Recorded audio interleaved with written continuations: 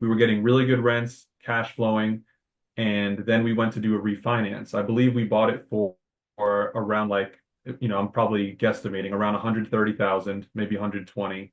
It was Um, 127-ish. Yeah. 127, pretty precise number. Well done. I know the exact one is 127,500, but I wasn't going to do it, but I will. Okay, great. This guy's a savant over here, Rain Man. Jeez. Uh, so we bought it for 127.5. I want to say we put in probably 25 to $30,000 worth of work into it. And then when we went to go do the refinance, it appraised for 180,000. So we were all in for 150. It appraised for 180. And remember, because we put a 25% down payment, our loan was actually, probably only, can't do numbers right now, but probably only, let's say, low 100s to high 90s. So we're able to pull a significant cash out, buy that 3 unit that we mentioned with the pipe burst. Obviously, that's, a whole story in and of itself that Sam spoke about. And then we still had a cash flowing property with good rents, with good tenants that were paying us on time. And then from there, the market kind of took off a little bit. So of course, luck is, where opportunity meets preparation. So rising tides lift all ships. The market was kind of exploding just everywhere around the country. Home values were going insane. So because we took that opportunity to buy this duplex, we benefited from this higher equity appreciation. So we said, hey, look, what can we sell it for? We asked our real estate agent. We ended up selling it for 250,000. So a huge increase about 2.5 years later. And what we did was we did a 1031 exchange. We took that equity, deferred our taxes, and purchased a 4 unit with that same money. So now from this one deal that we put in, let's say our 25% down payment and the renovation costs, we now were able to take those 2 units and turn them into 7 units. Awesome. Now that's a great BRRRR deal, right? Yeah. And BRRRR Exactly. along with 1031 and then kind of the perfect repeat of it. Exactly.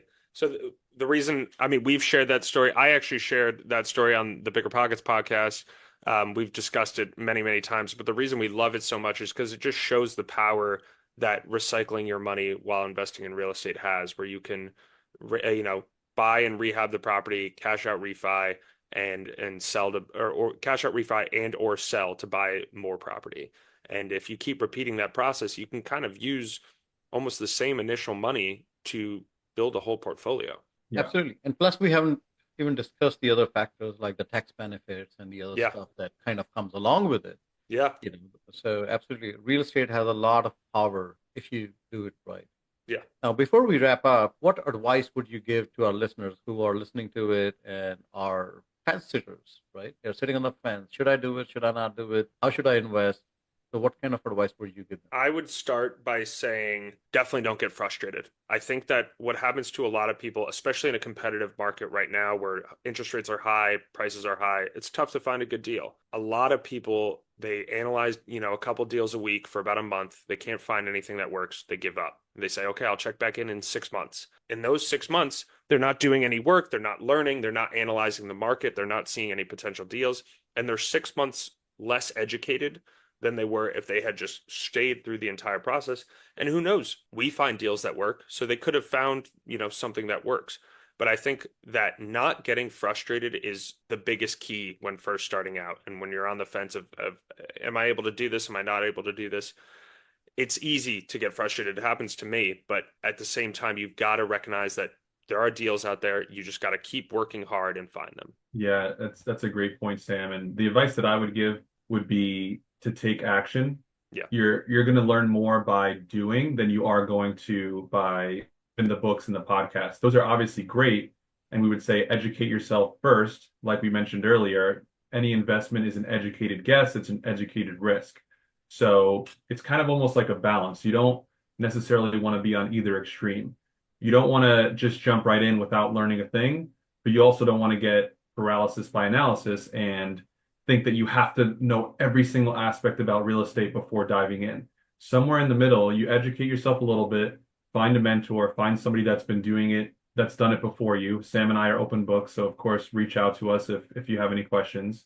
And once you feel like you've got a nice solid base, don't be afraid to take action and don't think that the first one has to be a home run. Yeah. The first one just has to be a single, and you might get lucky. It might turn into a double, a triple, or a home run, but just get the first one under your belt, make it a single, make it worthwhile. It's not going to make you rich overnight, as we've been saying, but the experience that you're going to learn just from that first deal is going to be more than you could ever learn in any book.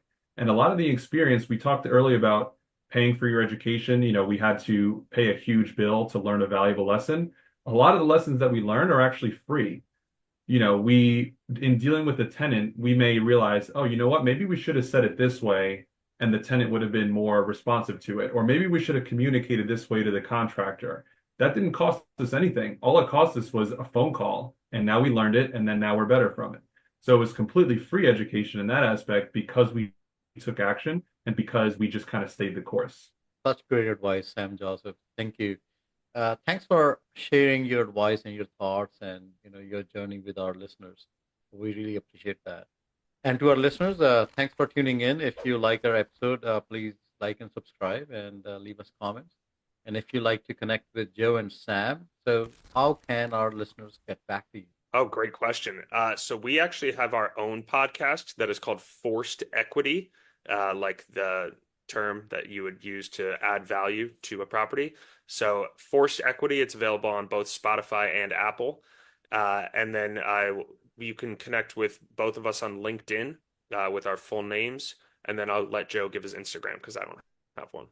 Yeah, you can reach out to me on Instagram, Joe the Mortgage Man. Shoot me a DM. I'm happy to give you my number, and we can chat all things real estate. Any advice you guys need, we're happy to help. We're open books, and like we said before, we really just want to take everyone on our journey of financial freedom and building generational wealth.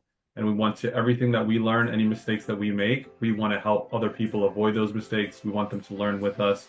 So don't hesitate to reach out. Joe and Sam, thank you. Thank you so much for sharing. We appreciate you. Thank you so much. This was great. This was a lot of fun.